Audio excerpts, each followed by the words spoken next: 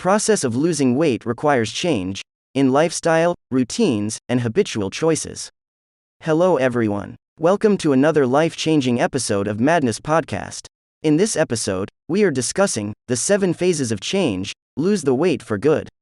One of the primary reasons you have failed when attempting to lose weight is that you have not planned for the phases of change you will experience as you begin the process of transforming your body.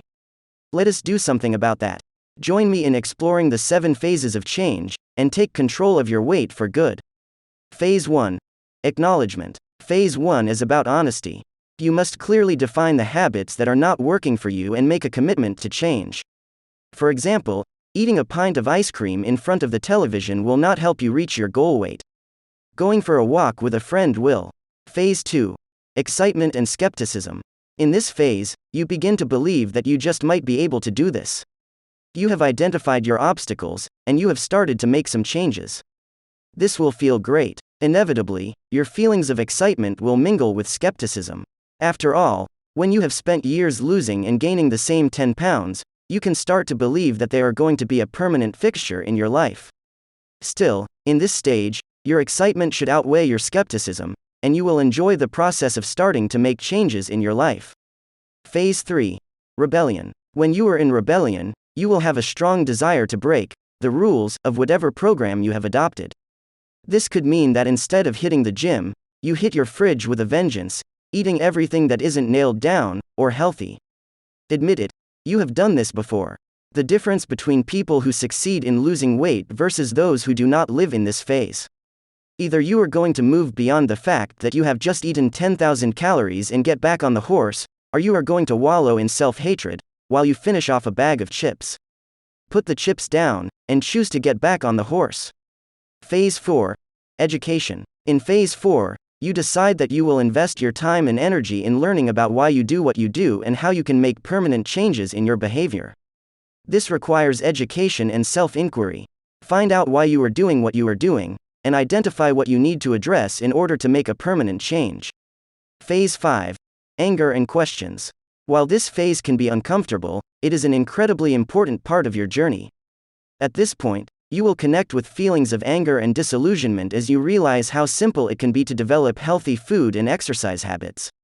When this becomes clear, you are going to realize that you have been sold a bill of goods by the diet industry, and this is going to make you mad.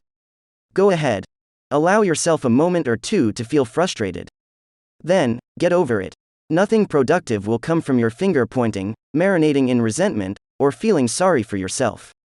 You are in charge now, and that means you can begin using your newfound knowledge to create new results in your life. In fact, you can use your anger to spur you on. Phase 6. I am free. Your feelings of freedom will bring you great joy, as well as some grief, in Phase 6. When you recognize that you have successfully made a life change, you will feel a sense of freedom, unlike anything you have ever experienced before. Your joy will be overwhelming. At the same time, it is normal for you to experience simultaneous feelings of grief. After all, the changes you have made will materially impact the relationship you have shared with one of your most trusted friends, food. After all, food has been a constant and predictable form of security and sustenance in your life. When you realize that you cannot rely on eating to meet your emotional needs any longer, it is normal for you to feel a bit sad. Allow yourself to process those feelings. Then, refocus on your freedom and joy. Phase 7. Conditioning. Finally, your cycle concludes with your commitment to stay on course.